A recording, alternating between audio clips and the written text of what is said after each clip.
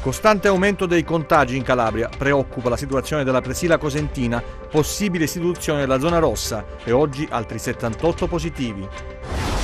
Il barista di Catanzaro che ha girato il coprifuoco si difende, ho letto bene il decreto e so di essere nella norma. Il ricordo commosso del governatore della Puglia Emiliano alla Camera Ardente Iole Santelli. Sentiamo forte la tua mancanza, le tue idee, la tua voce, ha detto, e per tutti un dolore politico. Primo atto di Nino Spirlida, reggente del governo regionale, è stato quello di confermare Luciano Vigna, che quindi continuerà a svolgere il compito di capo gabinetto. Nascondeva un arsenale nella stalla degli animali, arrestato un 29enne allevatore di Bianco nel Reggino, nascondeva fucili, una pistola e centinaia di munizioni. Non c'è tempo per rifiatare in Serie B, Cosenza e Reggina già al lavoro dopo i pareggi di ieri per preparare il derby di martedì sera al Granillo. Buonasera dalla redazione TG10, 11.700 contagi in Italia, questo è il bollettino nazionale con 69 morti in crescita rispetto a ieri. In Calabria continua l'aumento costante e preoccupa la situazione del Reggino così come quella della Presila Cosentina, dove è possibile nelle prossime ore un'istituzione della zona rossa. Dal bollettino regionale che vediamo subito, oggi altri 78 positivi. In Calabria, ad oggi, sono stati sottoposti a test 236.641 soggetti, per un totale di 238.747 tamponi eseguiti.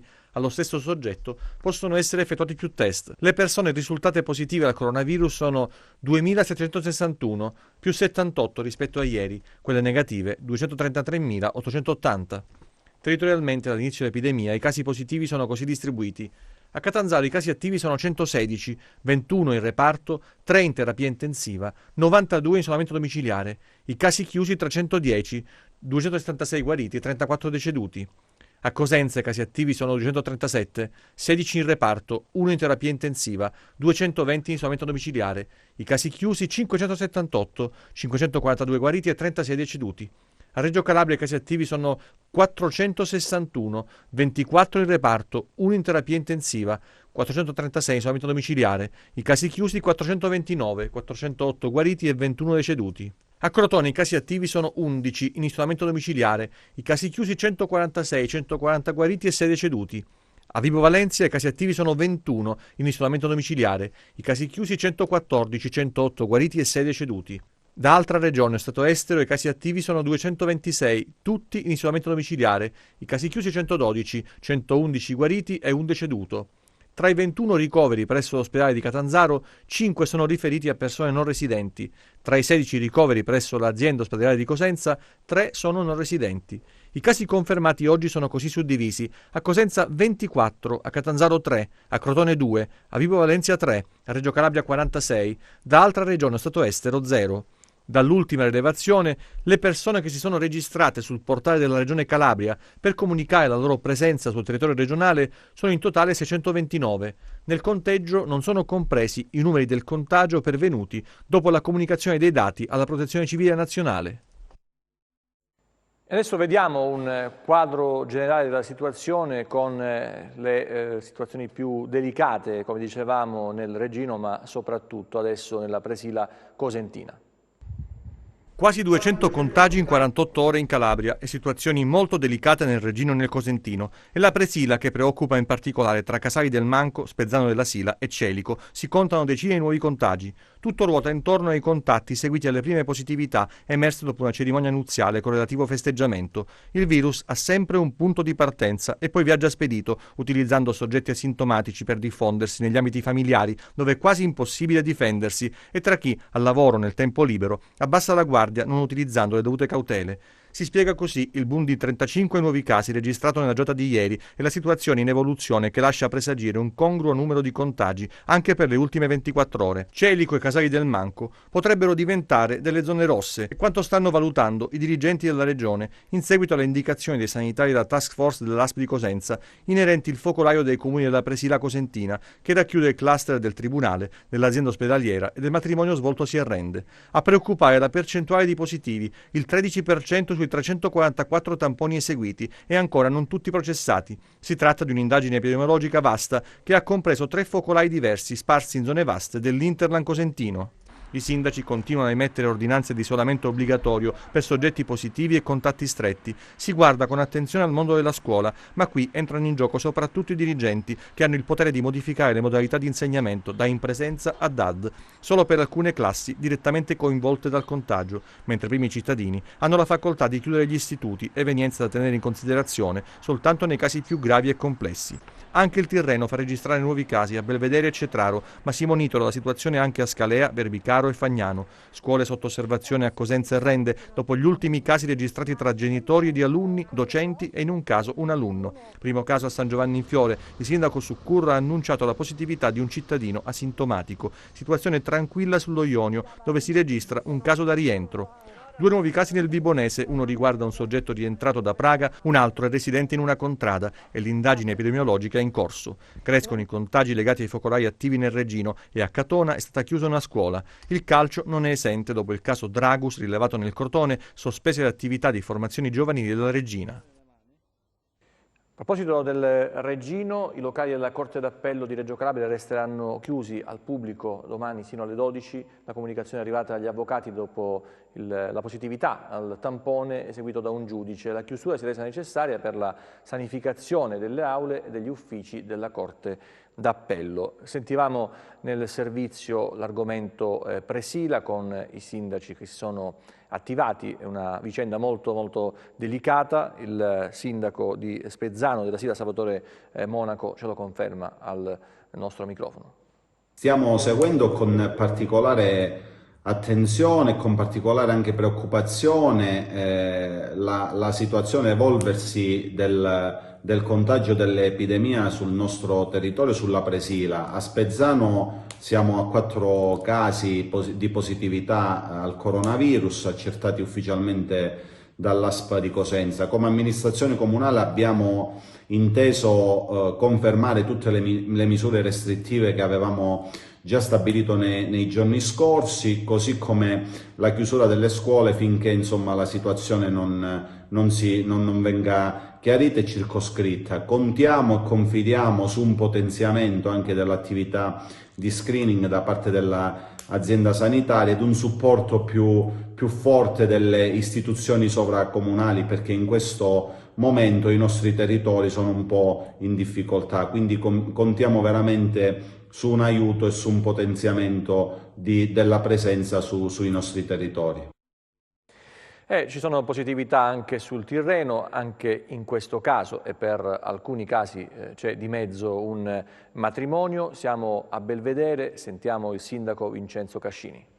Qui Belvedere ha una situazione Covid relativamente tranquilla, nel senso che nei giorni scorsi sono esplosi diversi casi, tanto che siamo arrivati a 16, ma dopo un attento esame della situazione non ci sono novità importanti. Stiamo aspettando la risposta di altri 6 tamponi, ma già sappiamo che 2 di questi sono negativi ai test rapidi, quindi ci aspettiamo notizie solo per altre 4 persone. Certamente la situazione è esplosa in maniera improvvisa e ci ha preoccupato, soprattutto per i possibili contagi a scuola, dove abbiamo isolato completamente 3 classi perché c'era un passaggio fra alunni e docenti, ma fortunatamente, a parte le persone conosciute, nessuno è stato colpito dal Covid.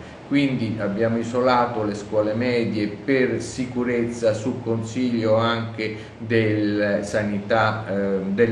autorità sanitarie, ma nulla è avvenuto tanto da tranquillizzare noi tutti e quindi tutta la popolazione. Quindi prevediamo che a breve potremo riaprire anche la parte delle medie chiusa e a continuare nella nostra situazione di vita normale, anche se molto attenti a evitare nuovi contagi. E adesso andiamo a Rosarno, nella tendopoli di San Ferdinando. Si sono vissuti momenti di tensione dopo l'istituzione della zona rossa. Il sindaco che oggi ha effettuato un sopralluogo ha detto che bisogna risolvere questa situazione acuita anche dalla pandemia una volta per tutte. Dichiarata zona rossa la tendopoli di San Ferdinando nel Reggino dopo che alcuni migranti sono risultati positivi al Covid, che ha provocato delusione e la rabbiosa contestazione messa in atto da parte di un consistente gruppo di migranti ospitati nella stessa struttura. Il sindaco di San Ferdinando, Andrea Tripodi, oggi ha effettuato un sopralluogo e ha chiesto il rapido superamento della tendopoli. Sono qui per un sopralluogo, ma non soltanto per verificare, ma anche perché già ieri sera ci sono stati dei disordini, nel senso che c'è stata una contestazione rabbiosa da parte dei migranti che poi si è conclusa con una sassaiola nei confronti anche del reparto mobile. Ci sono stati 2 poliziotti feriti e così naturalmente insomma tutto questo deve far riflettere oggi, perché il problema sta diventando sempre più spinoso e anche piuttosto grave.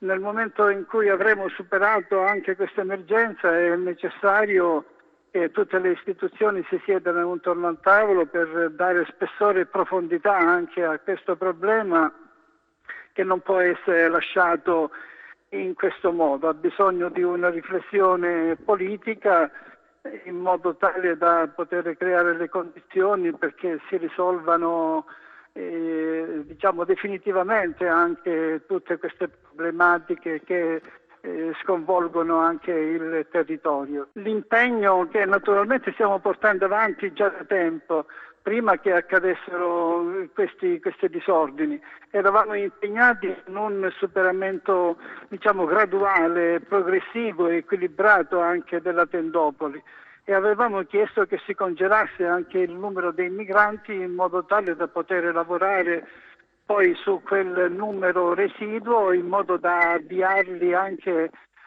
attraverso un sostegno all'affitto in una distribuzione sul territorio.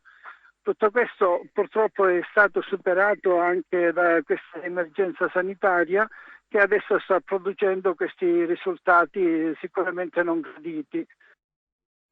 Bene, naturalmente San Ferdinando la situazione, a Rosarno insiste un altro campo container, intanto arriva un'ordinanza del sindaco di Cosenza Mario Occhiuto per la sospensione delle attività scolastiche di alcune classi dell'Istituto Cosenza 1, plessi scolastici via Misasi e via Milelli, e dell'Istituto Comprensivo Cosenza 3, plesso Corrado Alvaro. L'ordinanza contingibile e urgente naturalmente per problemi di Covid. Adesso invece ci occupiamo della vicenda che ha avuto anche risonanza nazionale del barista di Catanzaro che ha aggirato il coprifuoco disposto dal DPCM del Consiglio dei Ministri. Lui si difende, ho letto bene il decreto e so di essere nella norma. Il barista in particolare ha prima chiuso e poi riaperto il locale dopo le 24. Ogni volta che c'è qualche DPCM, ne stanno uscendo tantissimi, me li vado a leggere. Leggendo ho visto che per quanto riguarda la mia attività purtroppo non c'è messo un orario di riapertura, quindi logicamente devo riaprire a qualche ora. L'orario di chiusura mi dice alle 24, io ho chiuso alle 24 e ho riaperto alle 00:15. Nemmeno 10 minuti subito dopo le 0:15 sono arrivate le forze dell'ordine e mi hanno detto che dovevo chiudere l'attività. Io gli ho risposto con una semplice domanda, anzi prima gli ho risposto dicendo che avevo già chiuso l'attività e mi dicevano loro: quando l'hai chiusa? Mi scusi, se è aperta? Io ho detto: l'ho chiusa alle 24, aperto alle 00:15. Ah, ma lei deve chiudere? Certo che chiudo, ma mi deve dire anche a che ora devo riaprire.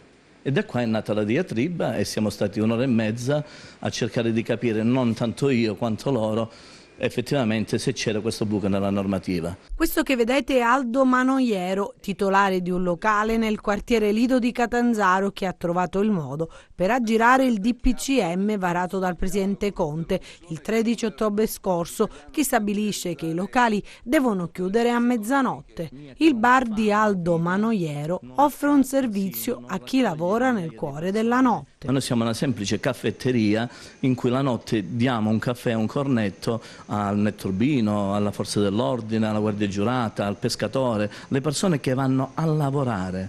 non a divertirsi. La pandemia ha messo in ginocchio diverse attività del nostro paese e proprio nel momento in cui si intravedeva una sorta di ripresa, l'aumento dei contagi ha fatto il paio con nuove restrizioni che mettono in crisi diversi settori dell'economia, fra cui bar e ristoranti. Prima del Covid avevo 10 dipendenti, è iniziato il Covid ne avevo 7, in questo momento ne ho 4. Se cominciano a chiuderci ancora di più, io sarò costretto a chiuderne un'altra e a mandare a casa altre 2 persone e le posso licenziare perché chiudo le attività completamente. Questo comporterà non solo a me ma a tutti quanti dei danni inimmaginabili, in quanto ci hanno fatto indebitare per riaprire. Abbiamo fatto tutti quanti il prestito per riaprire, prestito, non soldi regalati dallo Stato, e dopo aver fatto il prestito ci chiudono. Quindi come pagheremo il prestito se ci stanno di nuovo richiudendo? Ultima pagina, il ricordo commosso del governatore della Puglia Emiliano, la Camera Ardente di Jole Santelli. Sentiamo forte la tua mancanza, le tue idee, la tua voce, ha detto, è per tutti un dolore politico. Sono trascorsi 3 giorni dalla scomparsa di Jole Santelli, solo 3 giorni e sembra già un'eternità. Cosa resta? Il ricordo di una donna speciale, coraggiosa e forte, le lacrime dei familiari e degli amici e il lungo e interminabile via vai di gente comune che ha voluto per l'ultima volta dire a Jole addio. Ma restano anche le dichiarazioni dei leader nazionali a testimonianza che la Santelli era importante e che la sua presenza pesava, dei suoi amici di partito e degli avversari politici accomunati nel dispiacere per una morte improvvisa e innaturale a soli 51 anni. Tra le tante abbiamo scelto le parole del presidente della regione Puglia, Emiliano, che ha parlato di dolore politico, oltre che umano, per la perdita di una collega che nel tempo era diventata sua amica. È un dolore politico, oltre che personale, e quindi noi oggi abbiamo reso onore a lei, a tutta la Calabria, a questa comunità che è così addolorata, anche con questo piccolo disappunto, e lo possiamo compensare solo con un impegno fortissimo di collaborazione con questa regione, perché questa era la sua terra, questo era l'oggetto principale del suo amore, e quindi se vogliamo ricordarla bisognerà comportarsi bene verso la Calabria, cosa che non è avvenuta spesso nella storia d'Italia.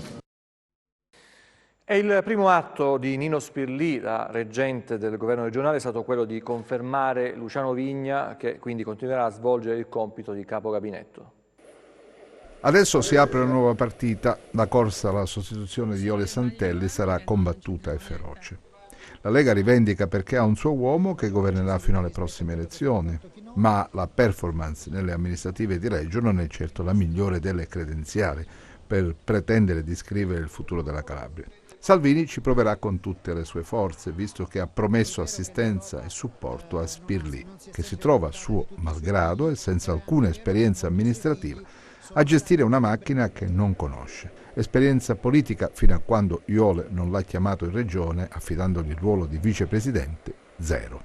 I problemi di questa terra sono tali e tanti che immaginare che possano essere affrontati da una giunta d'emergenza che, seppur nel suo interno vanta buone esperienze, guidata da un neofita della politica, è quantomeno complicato.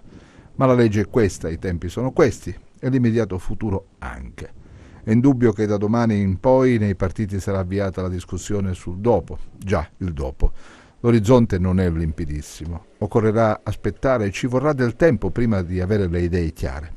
Certo, seguendo i si dice di queste ore, il dopo sembra essere delineato, ma non è così e non può essere così. L'inizio di un nuovo corso necessita dei suoi tempi e le voci a caldo, oltre ad essere irrispettose, lasciano il tempo che trovano. Intanto, per restare all'attualità, quella dei fatti, il primo atto di Nino Spirlì da reggente del governo regionale è stato quello di riconfermare Luciano Vigna, che quindi continuerà a svolgere il compito di capo gabinetto. Adesso la cronaca con il ritrovamento di un arsenale nella stalla degli animali. È stato arrestato un 29enne allevatore di Bianco nel Reggino, c'erano fucili, una pistola e centinaia di munizioni. Quando i carabinieri sono arrivati a casa sua, nella zona rurale di Bianco, si è dimostrato tranquillo. Ha detto anzi di non avere niente da nascondere ed invece, a quanto è risultato, un 29enne allevatore, appunto di Bianco, insospettabile, è stato arrestato con l'accusa di detenere un piccolo arsenale. Infatti, dopo essersi presentati al suo domicilio, i militari della stazione di Bruzzano Zeffirio, che rientrano nell'area di competenza della compagnia dei Carabinieri di Bianco, con i loro colleghi del gruppo Cacciatori Calabria, hanno cominciato a setacciare altre aree intorno alla casa, perquisendo in primis la stalla. Proprio lì hanno subito trovato un fucile ed alcune munizioni. Sempre nel fienile, nascosti tra i covoni di paglia, sono stati trovati altri 2 fucili. Successivamente, in un capannone vicino, i militari hanno trovato 2 fucili, una pistola e altre munizioni. Complessivamente sono stati scoperti 5 fucili, una pistola e quasi 200 proiettili. Le armi, tutte con matricola Brasa in buono stato di conservazione, sono state sequestrate. Il 29enne allevatore è stato condotto nel carcere di Locri. Non siamo ancora riusciti a sapere se il fermo sia stato già convalidato o meno. 2 pareggi per Cosenza e Reggina, il Cosenza in casa col Cittadella, la Reggina invece contro l'Entella in trasferta, dinamiche diverse, le 2 squadre si ritroveranno davanti, di fronte, martedì sera al Granillo per il primo derby della stagione, una gara molto attesa da entrambe le parti, si giocherà anche in questo caso soltanto con 1000 spettatori sugli spalti, di Fede Reggina chiaramente, con abbonati e residenti nella provincia di Reggio Calabria. Ma già ne parla Roberto Occhiuzzi, ma vediamo un quadro con i gol segnati nelle ultime partite. Il silenzio del Marulla solo per Iole Santelli, niente musica all'ingresso dei Lupi, il raccoglimento a centrocampo e un lungo applauso prima del fischio d'inizio di Cosenza Cittadella. Meno di 1000 sugli spalti per il ritorno in campo dei rossoblù dopo la sosta. Petrucci e Petre le prime visioni concesse a Roberto Chiuzzi.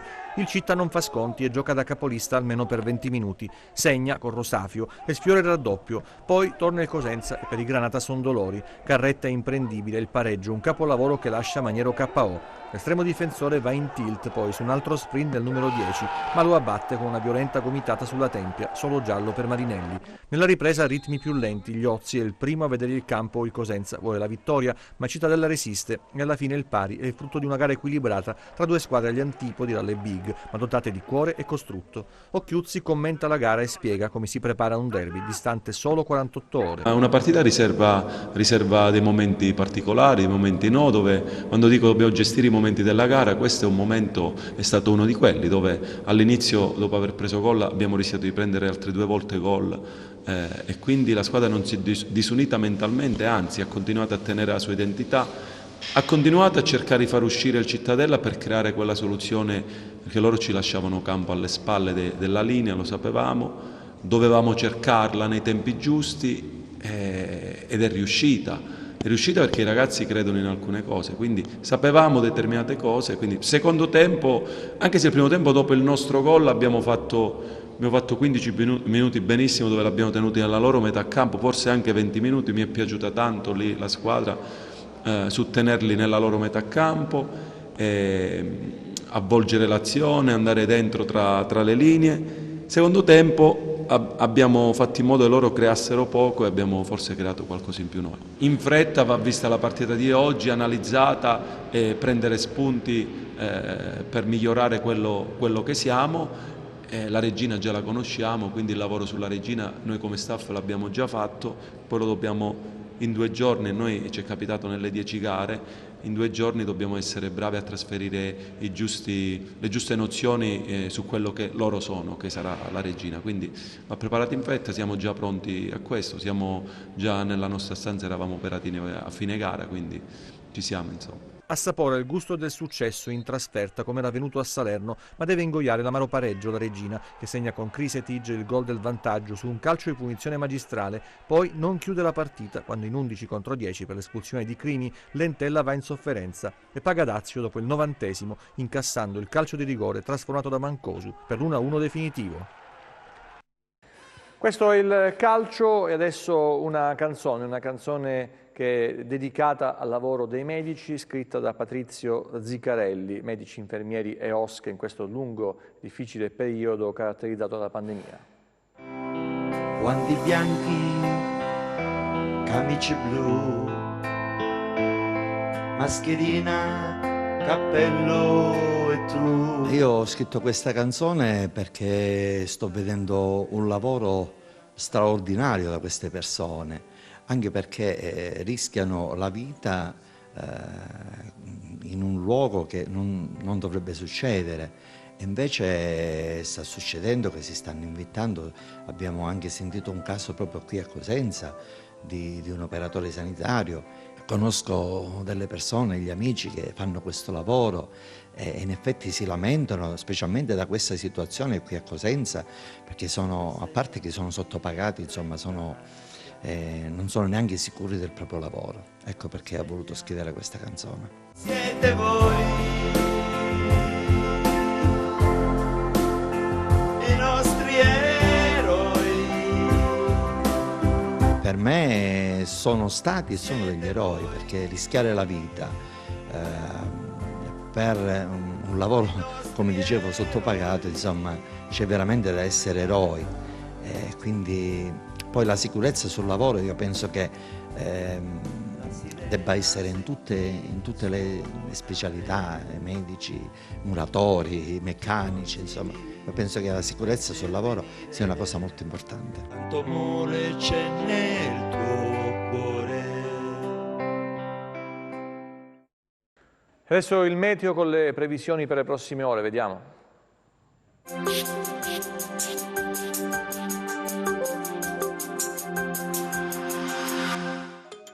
Ben ritrovati da Meteo in Calabria. Persistono condizioni di variabilità sulla nostra regione a causa di una circolazione ciclonica attiva da diversi giorni sull'Europa che tende a traslare verso est. Ad ovest, sulla penisola iberica, si staglia un promontorio anticiclonico destinato ad impossessarsi del Mediterraneo occidentale e successivamente di quello centrale nel corso della prossima settimana. Passiamo alle previsioni in dettaglio. Domani al mattino cielo sereno o poco nuvoloso ad eccezione del basso versante tirrenico tra Vibonese e Reggino, dove sarà presente della nuvolosità irregolare e saranno probabili dei piovaschi. Nel corso della giornata aumenterà la nuvolosità lungo tutti i rilievi e versanti ionici tra il Catanzarese e il Reggino. Su queste aree saranno possibili piogge, localmente anche a carattere di rovescio. Temperature stazionarie. Passiamo a mari e venti. Domani Mar Tirreno poco mosso, con venti deboli da ovest-nord-ovest. Lo Ionio risulterà mosso sul settore crotonese e poco mosso altrove, per venti tra deboli e moderati da nord. Per ulteriori approfondimenti vi rimando al sito www.meteoincalabria.com e alla nostra pagina Facebook Meteo in Calabria.